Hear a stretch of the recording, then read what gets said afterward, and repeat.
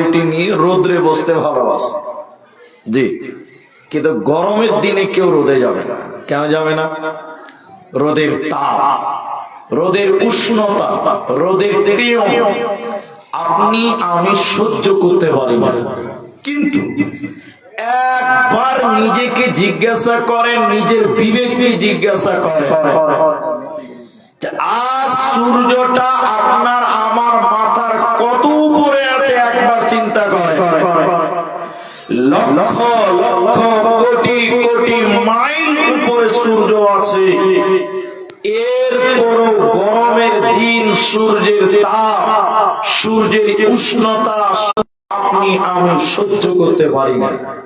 কিন্তু বন্ধু, যেদিন কিয়ামতের মাঠ অনুষ্ঠিত হবে, বিচারের মাঠ যেদিন আরম্ভ হবে, এই সূর্যটা তখন এত উপরে থাকবে না, আল্লাহ এত নিচু নামাবেন, এত নিচে আনবেন, মানুষের মাথার 1 মাইল উপরে চলে আসবে, 1 বিঘত উপরে চলে আসবে।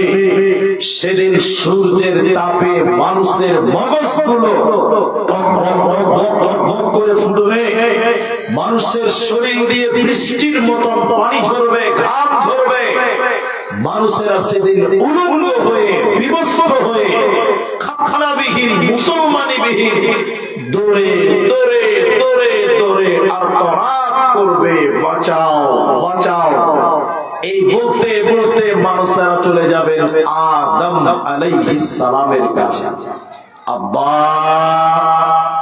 আদম, আপনি আল্লাহকে একটু বলে দেন, আল্লাহ যেন বিচার তাড়াতাড়ি শেষ করে দেয়, সূর্যের তাপ আজকে সহ্য করতে পারি না। সেদিন হযরতে আদম আপনাকে আমাকে ডেকে ডেকে বলবেন না, আল্লাহ আজকে এত রাগান্বিত হয়ে আছে, এত রাগান্বিত হয়েছে, এরকম রাগান্বিত অতীতে আল্লাহ কখনো হননি। অতএব আমি আদম আজকে তোমাদের জন্য আল্লাহর কাছে কথা বলতে পারবো না। তোমরা চলে যাও, অন্য অন্য নবীদের কাছে চলে যাও।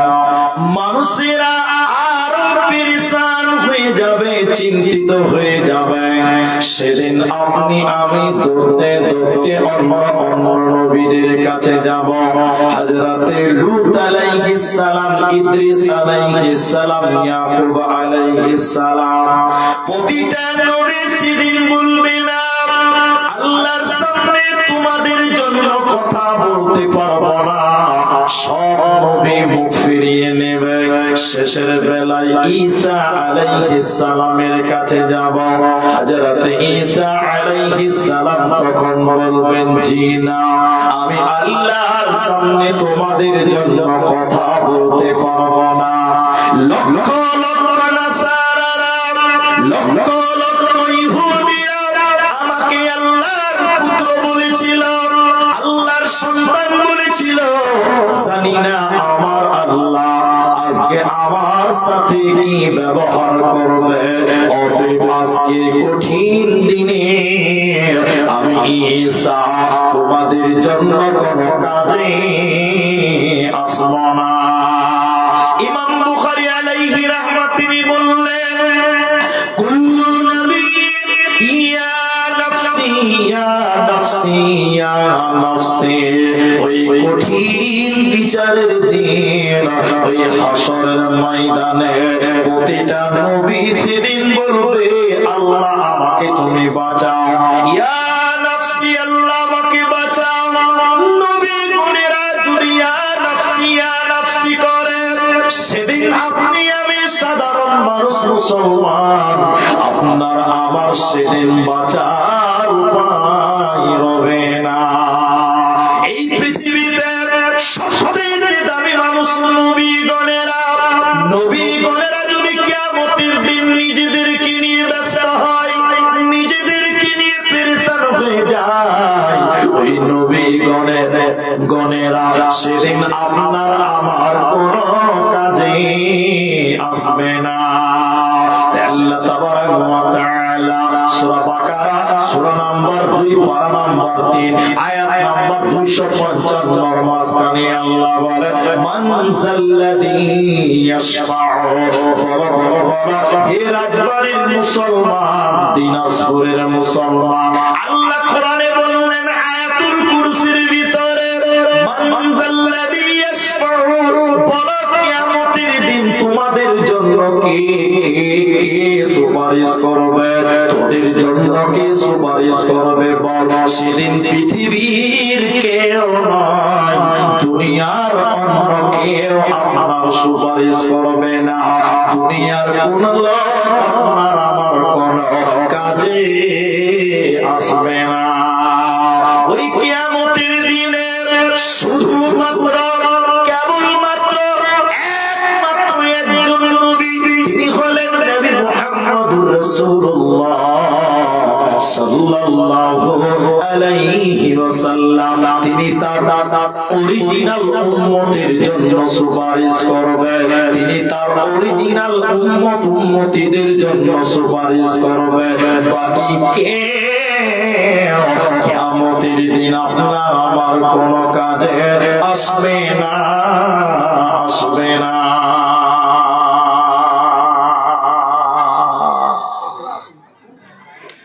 সেদিন কিয়ামতের দিন কেউ আপনার নাই, শুধু একমাত্র কেবলমাত্র শুধুমাত্র বলুন নবী মুহাম্মদুর রাসূলুল্লাহ।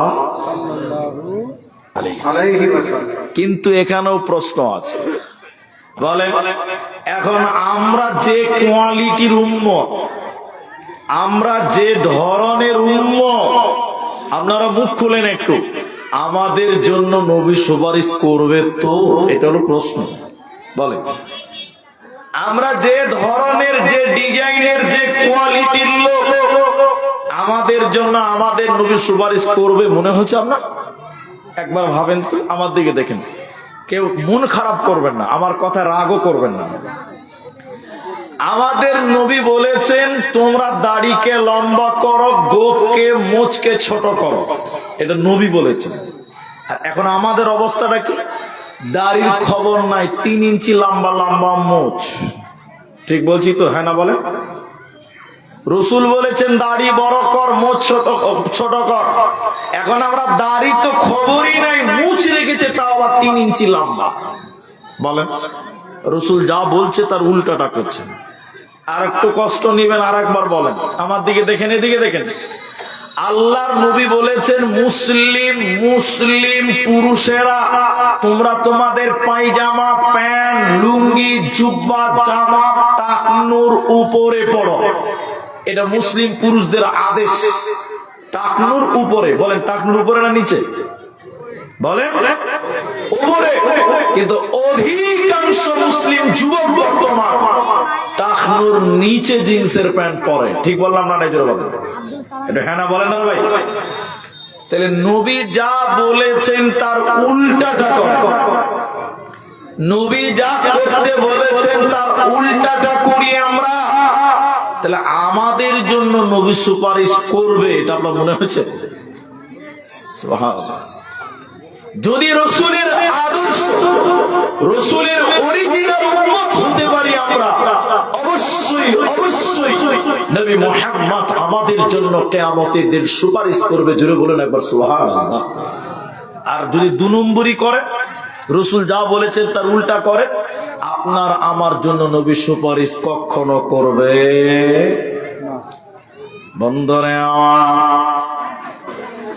এখন যদি মনে করেন যে মাওলানা আমার স্বামী আমাকে বড্ড ভালোবাসে, আমার জন্য কিয়ামতের দিন কাজে আসবে।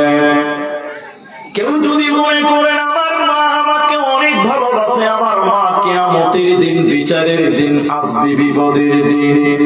আমার ভাই বাপের সমান, আমার বড় ভাই আমার বিপদে সে না এসে থাকতে পারে না, কিয়ামতের দিন তিনি আমার বিপদে আসবে।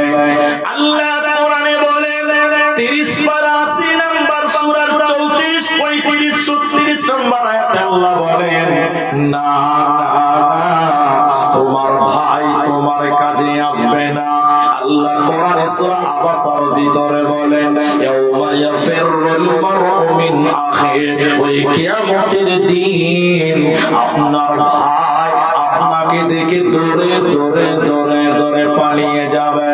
আপনার ভাইকে এত ভালোবেসেছিলেন ছোট ভাই, আপনার বড় দাদা আপনাকে অনেক ভালোবেসেছে, কিন্তু কিয়ামতের দিন, বিচারের দিন, হাসরের ময়দানে ওই ভাই আপনাকে দেখবে দৌড়ে দৌড়ে দৌড়ে পালিয়ে যাবে। শুধু তাই নয়, আল্লাহ কোরআনে এরপরে বলেন, ওয়া উম্মিহি ওয়া আবি, হে আমার মা, আপনার স্বামী আপনাকে দেখে দৌড়ে দৌড়ে পালিয়ে যাবে, মা বাপের কাছ থেকে পালিয়ে যাবে, বাপ মায়ের কাছ থেকে দৌড়ে দৌড়ে পালিয়ে যাবে। বিচারের ময়দানে কেউ কারো হবে না, কেউ কারো উপকার করবে না। সেদিন ঈমান আর আমাল, ঈমান আর আমাল ছাড়া ওই বিচারের মাঠে কেউ কারো পরিচয় দিয়ে পালাতেও পারবে না, বাঁচতেও পারবে না।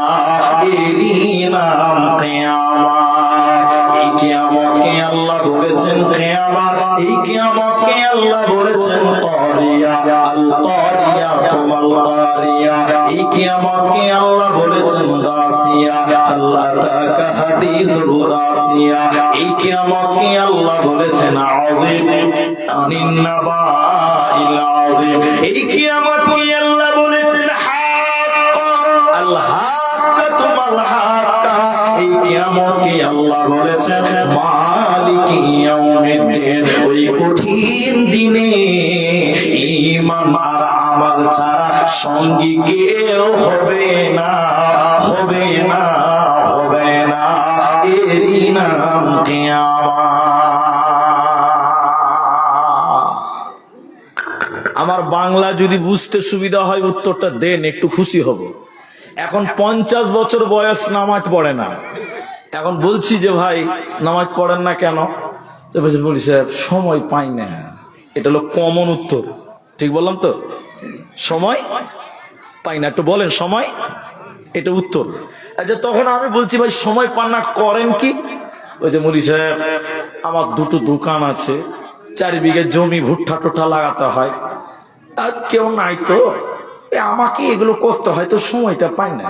তাহলে আমি বললাম 2টা দোকান, 5 বিঘে জমি, 2টা ব্যবসা, এত কামাই কামাই কামাই কামাই করছেন তো কবরে কি 2-4 টাকা নিয়ে যাবেন নাকি গো?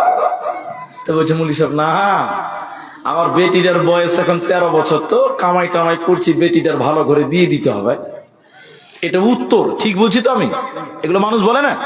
বলিস আমার ছেলেটা 8 বছর হলো, তো ভালো একটা মিশনে দিব, একটু মানুষ হোক। আমি তো মূর্খই থেকে গেলাম। তো তুমি তোমার ছেলের জন্য, মেয়ের জন্য আল্লাহকে ভুলে গেছো, ঠিক বলছি তো? হ্যাঁ বলেন, এটা বাস্তবতা।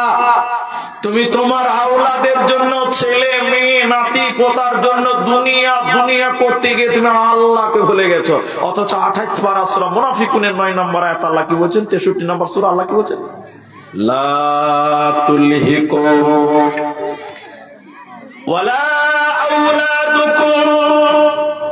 আল্লাহ কোরআনে স্পষ্ট করে বললেন, দুনিয়ার লোক, তোমাদের মাল, তোমাদের আওলাদ, তোমাদের মাল, তোমাদের আওলাদ, ওয়ালা আওলাদুকুম আন যিকিরিল্লাহ, তোমাদের ছেলে, তোমাদের মেয়ে, তোমাদের সন্তান সন্ততি, তোমাদেরকে যেন আল্লাহর জিকির থেকে গাফিল না করে দেয়। কারণ যাদের জন্য এত পেরেশান হয়ে গেছো, মরার পরে এরা কাজে আসবে না।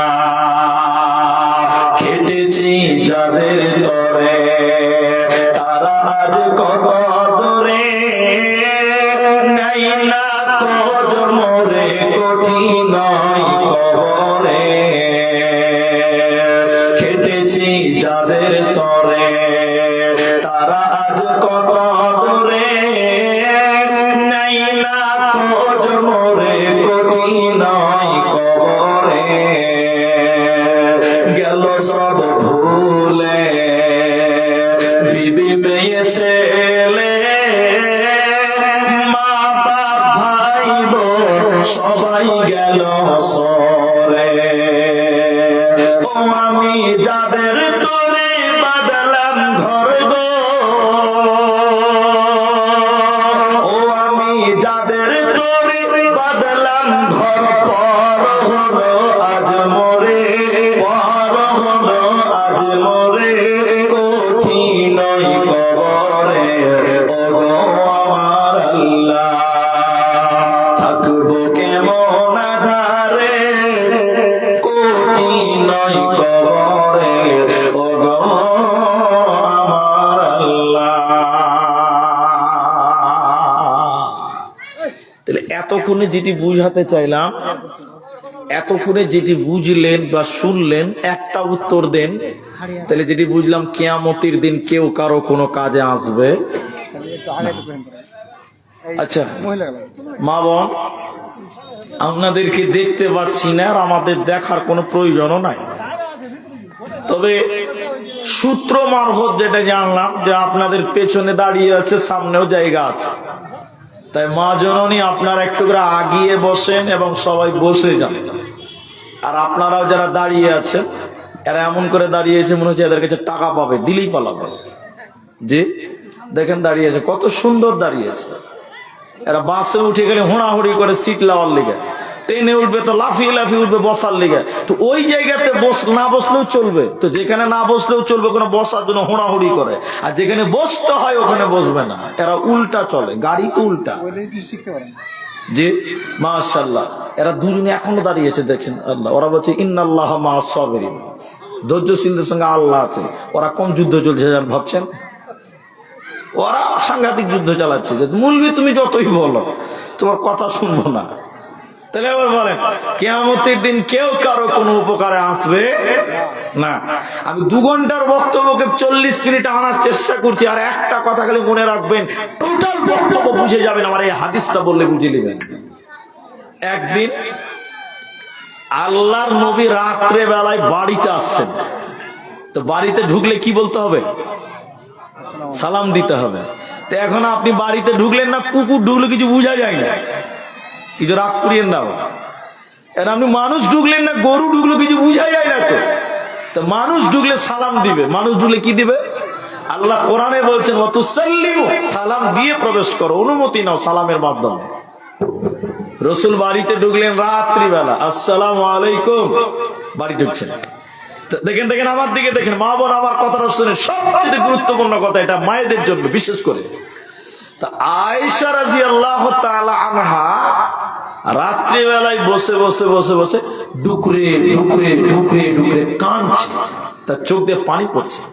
তা আল্লাহ রাসূল দেখে অবাক, আয়েশা, ইয়া আয়েশা, আয়েশা তুমি কাঁদছো কেন?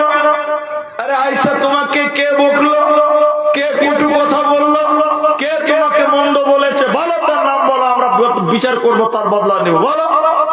রসুল বারবার জিজ্ঞাসা করলেন, আমার দিকে দেখেন এবং এদিকে দেখেন। রসুল নিজের জামা দিয়ে আয়েশার চোখের পানি মুছছে এরকম, আর বলছে আয়েশা কাঁদছো কেন, কি হয়েছে বলো।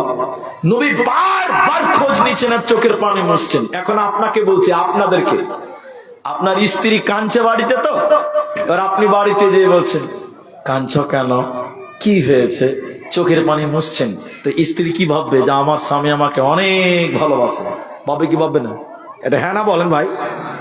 আর আপনার স্ত্রী বাড়িতে কাঁদছে আর আপনি বাড়িতে দেখে কাঁদছি কেন রে, তোর ভ্যান ভালো লাগে না, যা বাপের বাড়ি চলে যা। তা আপনি যদি স্ত্রীকে ঘ্যান ঘ্যান ঘ্যান ঘ্যান করেন, তাই স্ত্রী কি ভাববে? এই মানুষের বাচ্চা না, এই অমানুষের বাচ্চা আছে, ভাববে কি ভাববে না বলে? তা আল্লাহর নবী বলছেন আয়েশা তুমি কাঁদছো কেন, কি হয়েছে বলো, কে তোমাকে কটু কথা বললো বলো, তার নামটা বলো, কে তোমাকে কি বলেছে বলো দেখি, তার নামটা বলো তো। আয়েশা কাঁদছে কেন? আল্লাহর ভয়ে কাঁদছে। একবার জোরে বলুন, কার ভয়? আল্লাহ। জোরে বলুন, কার ভয়? আল্লাহর ভয়। নবীর স্ত্রী বলছেন বাহ, আমি কেঁদেছি তো পেরেশান, আমাকে অনেক ভালোবাসে আমার নবী, আমার স্বামী। এবার আয়েশা রাদিয়াল্লাহু তাআলা আনহা বলছেন দেখো দেখো, ইয়া রাসূলুল্লাহ